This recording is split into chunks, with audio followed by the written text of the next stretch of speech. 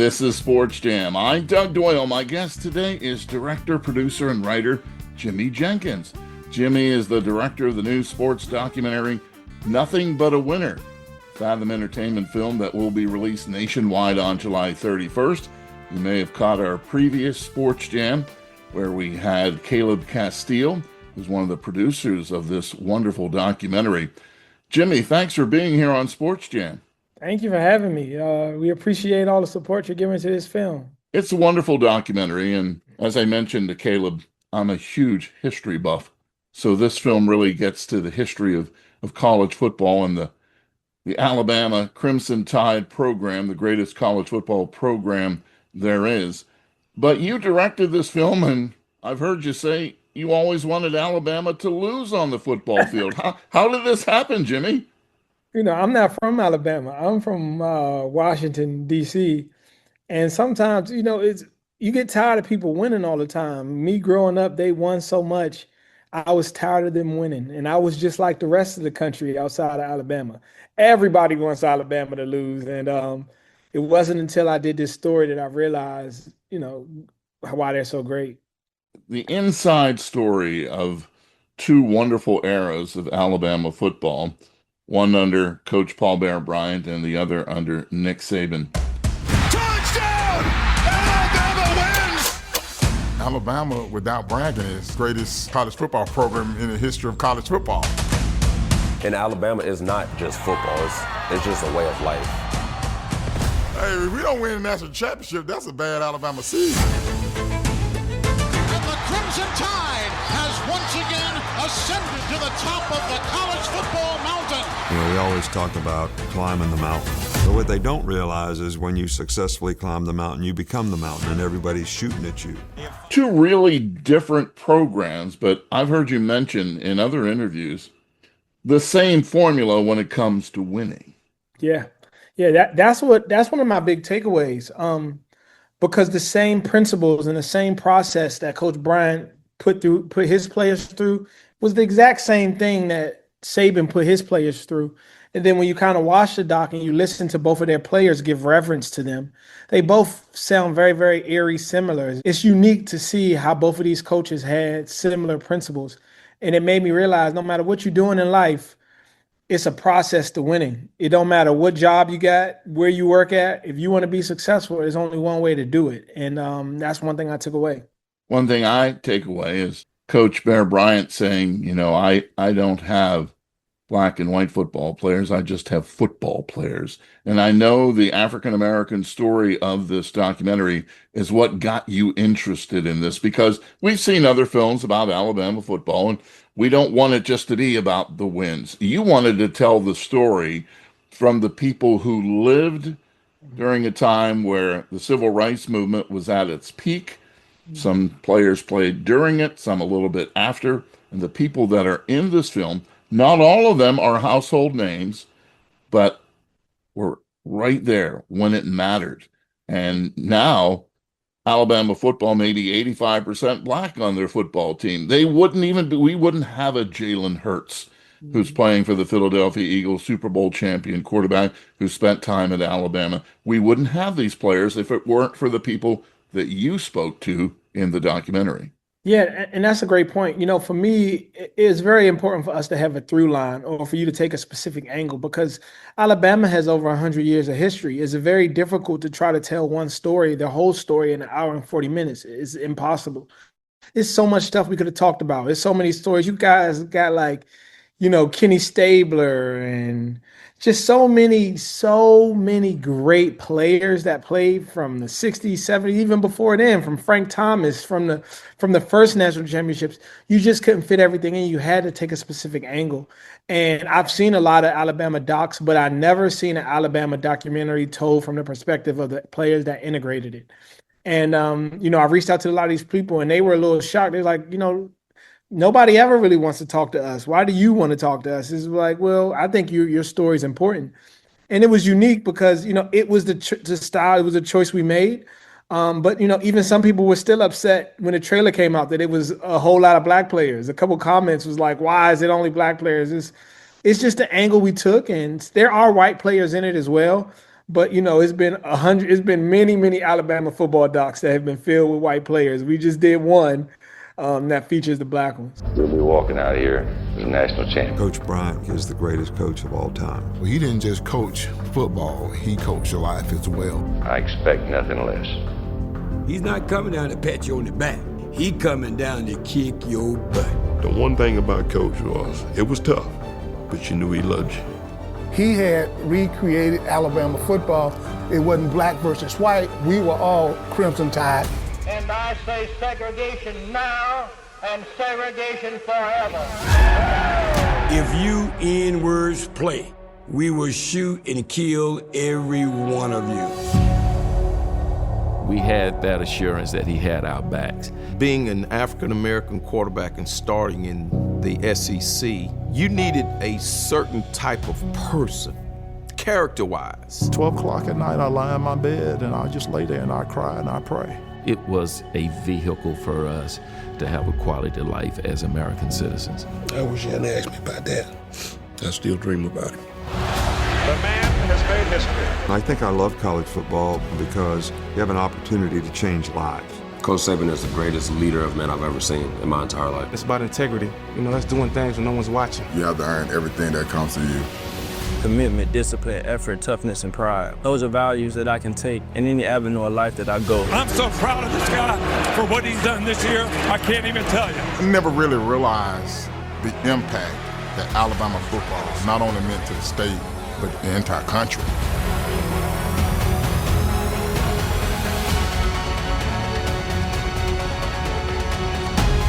Alabama back on top.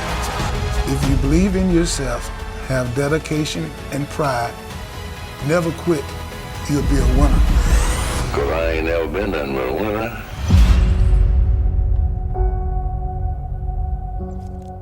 This is one of the reasons why I enjoyed the film so much, because it does give you a different perspective, and you kind of feel like you're in Paul Bear Bryant's program, right? They take you inside, and it's not all pretty, right? It's a very emotional film. You can see that playing for Coach Bryant meant a lot to these players, and maybe for the first time they get to express that to everyone. Yeah. It's a couple of players that play for Bear Bryant.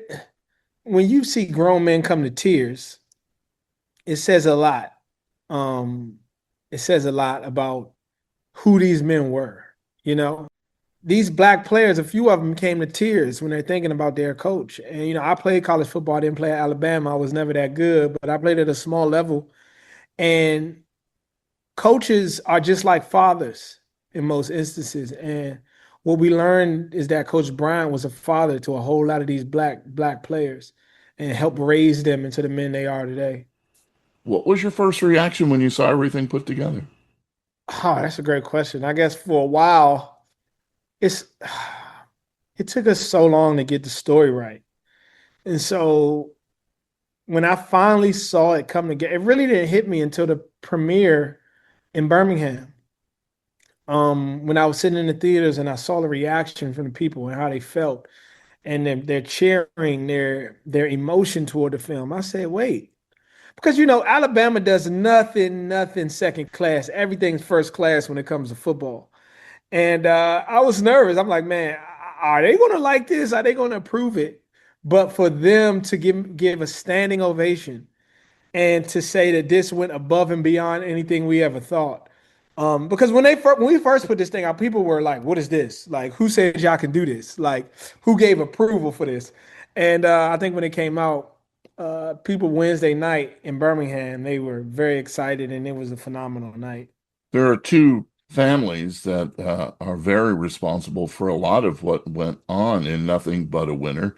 The Humphreys family and the Castile family. As I mentioned, I spoke to Caleb on a previous SportsJam.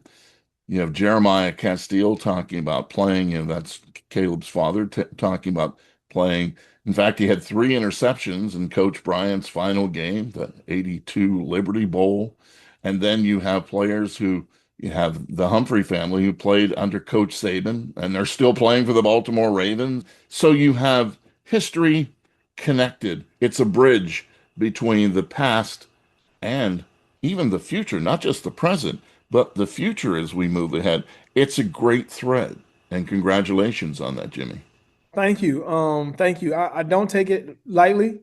And even for you to watch the film and enjoy it, and for you to be supporting, I'm just really, really grateful because you never want to assume that just because you did it, people are going to like it. And when you put your life into something for 3 years, you truly are emotional and connected to it, and you're worried. You're worried if people will like it, and you're worried if it will resonate. And for a guy like me, my career is just starting to get off the ground. I've been doing this for a while, but I'm 34 years old now, and like I just told the Alabama story. Like that's a big thing for me, and for people to actually like the film, it'll send me on a trajectory that I can only thank God for. And I am so honored and just so excited that I got to partner with the Castile family and the Humphrey family. And how about Jeremiah Castile that last game? What he did, and I don't know if you remember in the film, he talked about what he did before the game in the locker room and what he said to Coach Bryant, then to go out and do that. 3 picks. I don't think I've ever seen nobody catch 3 picks. You ever seen that in one game? Not really. Not in the big game, that's for sure. Maybe Right? Ed Reed might have did it, maybe. Now I'm sorry. I'm sorry to bring up Ed Reed. I know you're a Steelers fan. You probably don't like it. Hey, I think he was one of the greatest ever, right? I put him with Oh Mel yeah. Blunt, Oh yeah. He's a as player. great secondary player. By the Yeah. way, Ravens for me, Jack Lambert and Ray Lewis are the two greatest linebackers I saw play in their era, right? Oh, beautiful. Because so I have respect for the Ravens, even though I'm a Steelers fan. Talk a little bit more about working with the Castile and Humphreys families. Oh man, when you talk about families full of character, families full of just great people, they're just great, And when I say they're giving us all the support we needed, I really love Bobby Humphrey and I really love Jeremiah Castile, man. Like they seem like I feel like I'm hanging with my dad when I'm with them. They're both God fearing. They're both when you're around them, they stand for something. They're both Christian men, which I'm very attracted to, and I love what they stand for. And of course, Caleb is a good friend of mine. I'm just so honored to work with him and Marlon.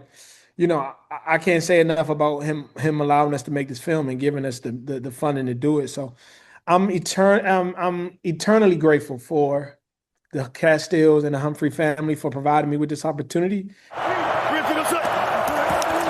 Play fake. Wilson, pressure, has to get rid of it, and that's picked off the other way. Marlon Humphrey, pick six.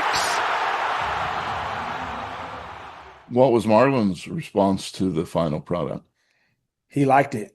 He said, "Yo, this is." He was really shocked because I don't think he never really. Well, he's so busy doing so much stuff, so he never really like watches the cuts.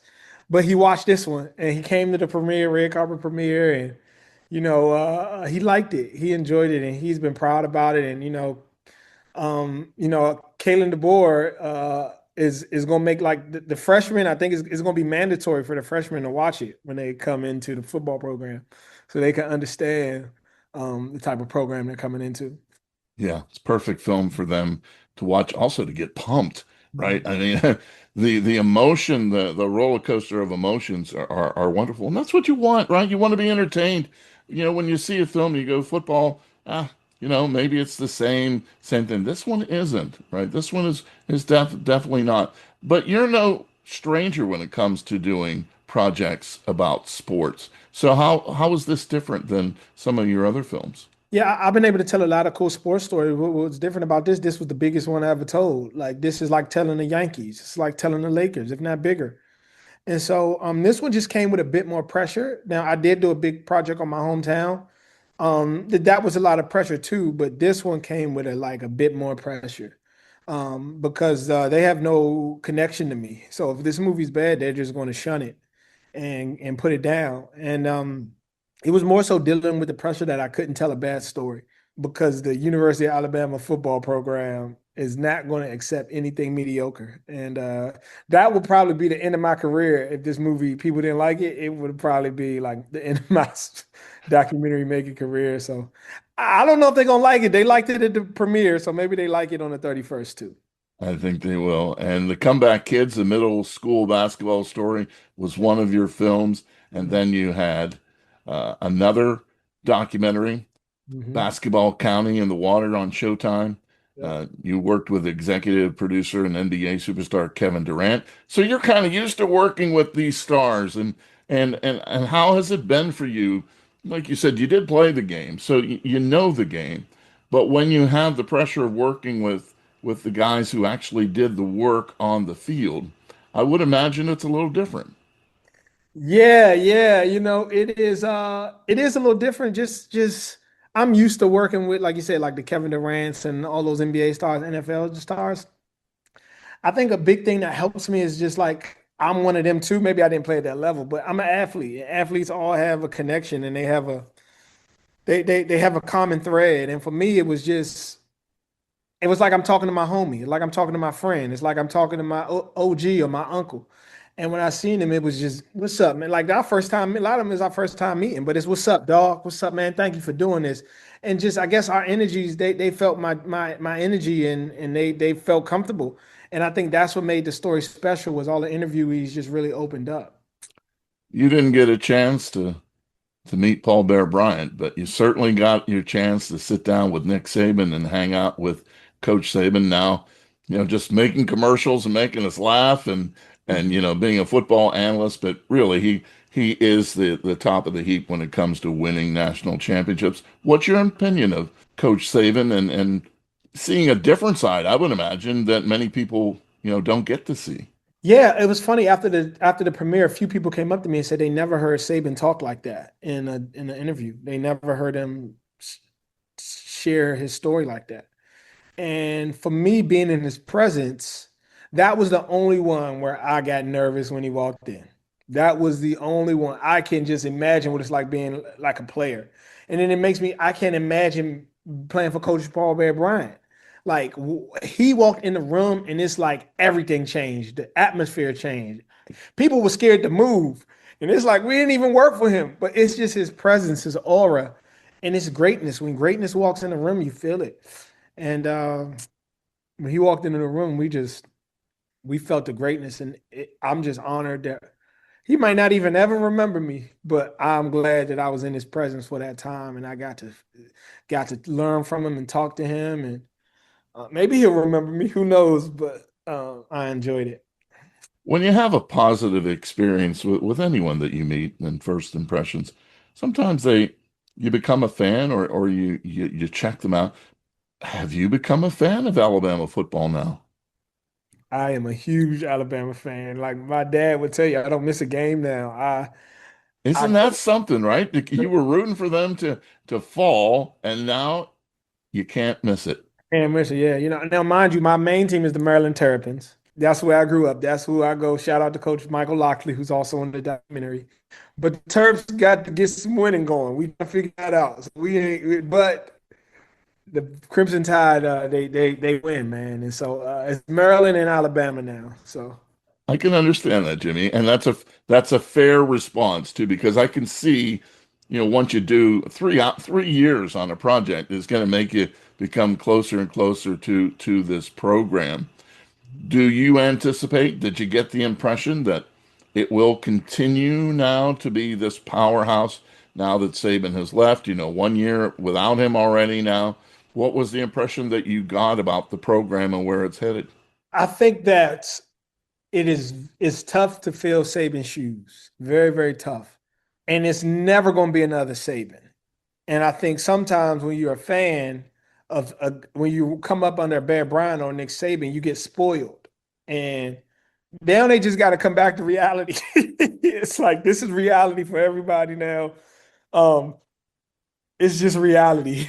And I think that for us, I think Kalen DeBoer is going to do great. But like they got to understand, like 8-3, 9-2, 10-3, 11-2. That's still great season, man. Like, it's they've built such an appetite for only national championships. But so I'm not gonna go out and say they're about to win another national championship. They could win it, but I still think they're gonna always be dominant. They're always gonna be one of the favorites in the SEC for the next few years because he's won everywhere he's won. So Last year he might have had a lot of L's, but that's a lot coming in, a lot of pressure. But going forward, I think it's going to be a whole different story. You're one of the founders and co-owners of Gold Street Productions with your older brother, Joshua Jenkins. Mhm. What have you learned from Joshua and how close are you? Oh, my brother is that's my ace boon coon. When you see this movie, it starts off, the credits is the Jenkins brothers. My brother's the reason I'm doing this. My brother is the reason why I decided to tell stories. My brother is the reason I played football. My brother is the reason I believed in myself. My brother is everything to me. I like my brother, like I don't got no kids or nothing like that. So if something ever happened to me, everything go to my brother. So like, he's always had my back and he always took a back seat to me when he didn't have to. And he's always just been my like support even when he didn't have to. He been doing it longer than me. He's better than me, but he let me go be better because I'm his little brother when he could have went and been the best. And so I'm just grateful for him. And if it wasn't for him, I wouldn't be doing this. You're obviously very humble too. This love of family that you have for your brother, I think it comes through in the family of Alabama football. You see a family type of situation. I guess we could say that about, all programs that they become family. Certainly helps when you win, right? Yeah. I want to talk a little bit about your background. You started directing and producing back in 2013 at Black Entertainment Network or BET and the Tyler Perry Studios. What'd you learn during that time? Man, I learned so much under Tyler Perry, just watching him every day in his process. And it made me see that it was possible. Sometimes I doubted if I can go actually make movies and go have a studio or go do what I'm doing now. But me seeing Tyler Perry do it and to know he did it at such a young age, it gave me the confidence I knew I needed to go be successful. And I'm just glad that I had the opportunity to work there. I tell people all the time I quit the job because he inspired me too much. I think anybody that gives you that vision and you know you can do it, you can't stay in one spot. And so he was such an inspiration to me. It made me quit his studio and it made me go try to do what he's doing. And I might not never be as big as him, but I'm telling stories and I'm making movies. And so I give a big credit to him for just opening the door for me. Has he seen nothing but a winner yet? Yes, they were about to. We were about to. Tyler Perry, they're doing a ton of projects. They are doing about to start doing documentaries. This was going to be one of them. It was very close, but we ended up not doing it because, like I said, his first audience is in sports. But eventually, I believe they'll get into sports documentaries. But their studio, they really liked it. They loved it. We went down there, we screened it at the studio, and they really really loved it and just gave me a ton of support and guidance. And so, much love to Tyler Perry Studios, man. They are phenomenal, and much love to Tyler Perry for just helping young creators like myself, especially young Black creators like myself, find a way. 3 years of your life into nothing but a winner. But now people are finally going to get to see the product. What's next, Jimmy? Well, God willing, God will allow me to keep doing this thing and give me another day and allow me to wake up and to go tell my stories. I have a ton of new ones. I'm working now with Reggie Hunlin and Byron Phillips and Original Productions out in LA. So we have a very special project. I'm working with Will Packer out of Atlanta, who's another big producer. We have a 4-piece series that we're working on now. And then I film my new movie, God with Us, next month with Lil Rel, Rotimi, Greg Allen Williams, Aspen Kennedy, and a slew of other talent. And so, man, God's so good to me.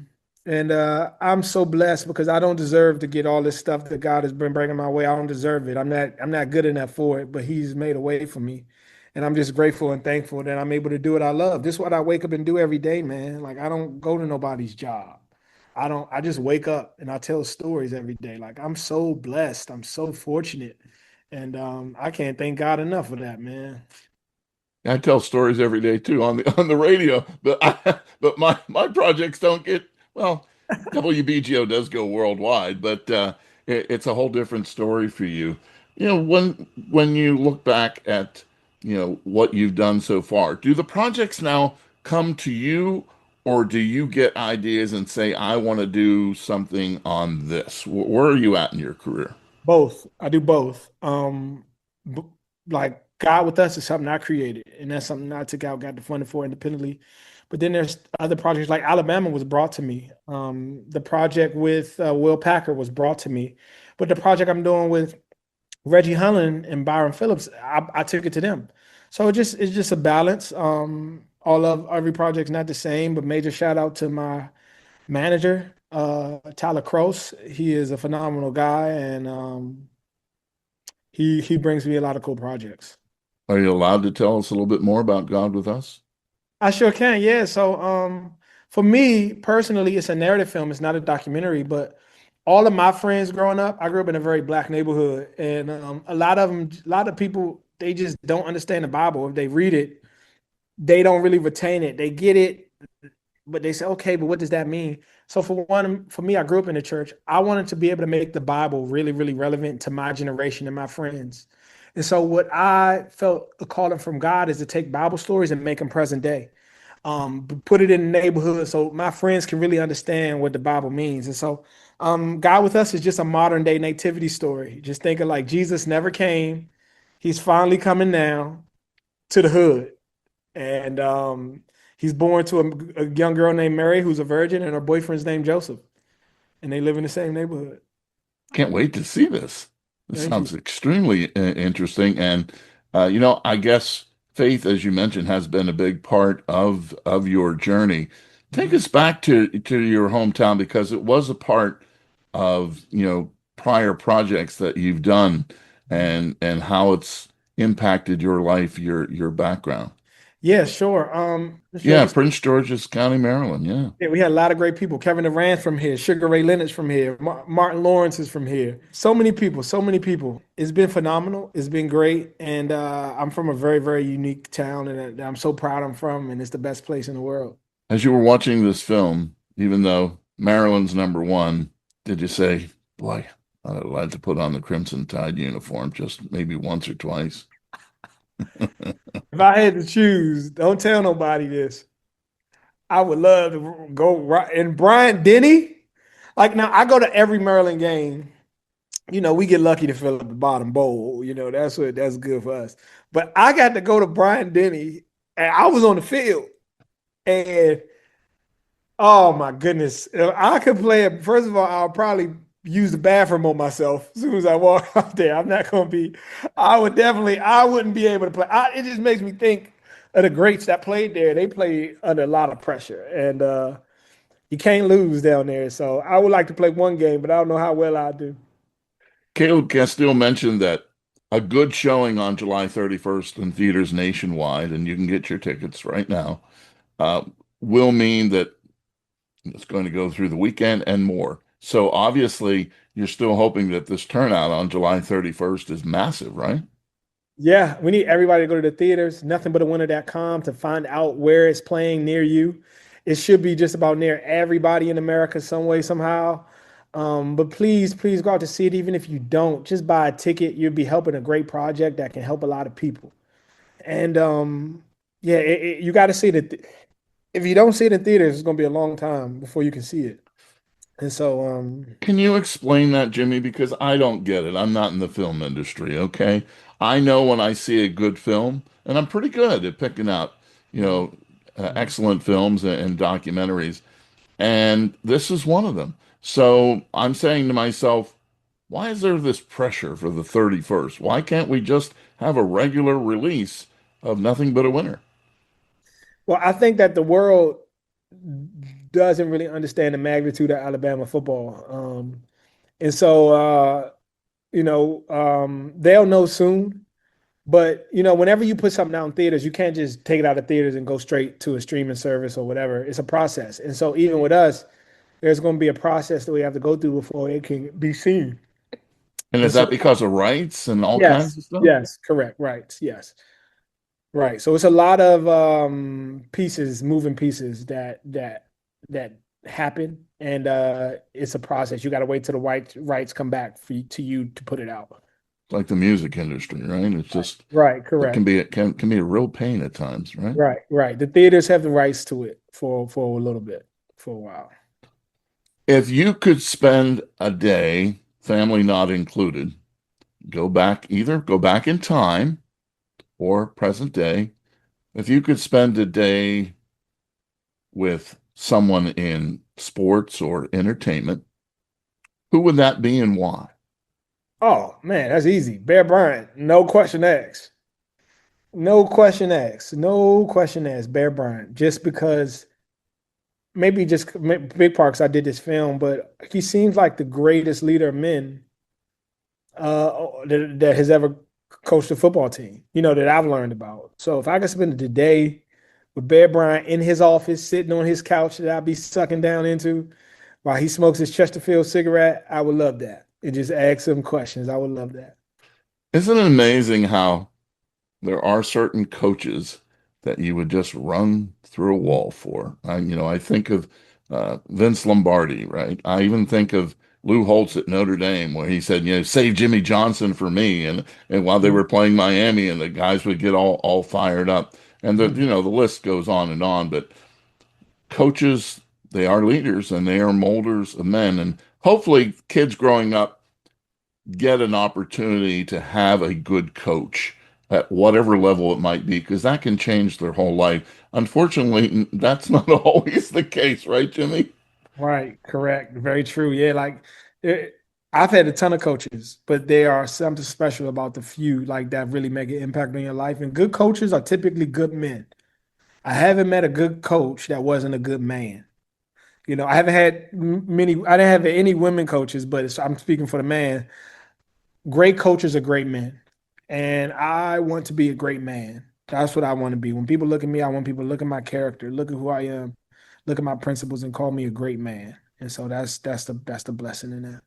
Well, I ask you to go to the theaters on July 31st and watch Nothing But a Winner, the story of the Alabama Crimson Tide football team and the programs of Coach Paul Bear Bryant and Nick Saban. And we've been thrilled to have our guest today on SportsJam, the director, producer, and writer, Jimmy Jenkins, who is the director of the sports doc Nothing But a Winner. Congratulations and continued success, Jimmy. Thank you so much. Thank you for having me.